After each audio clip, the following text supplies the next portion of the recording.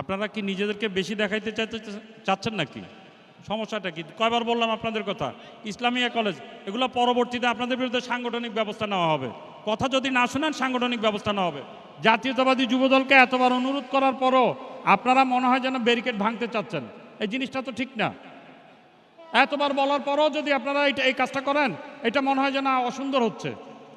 এখন বক্তব্য রাঙ্গুনিয়া থেকে একটি বিশাল মিছিল এসছে, আমরা তাদেরকে স্বাগত জানাচ্ছি। বিএনপি অঙ্গ সংগঠন সমূহ, এই জাতীয়তাবাদী ছাত্রদল, এটা কোনটা লেখা ছোট বোঝা যাচ্ছে না। বাকুলিয়া থানা, এই প্লিজ নামান, ব্যানার নামান।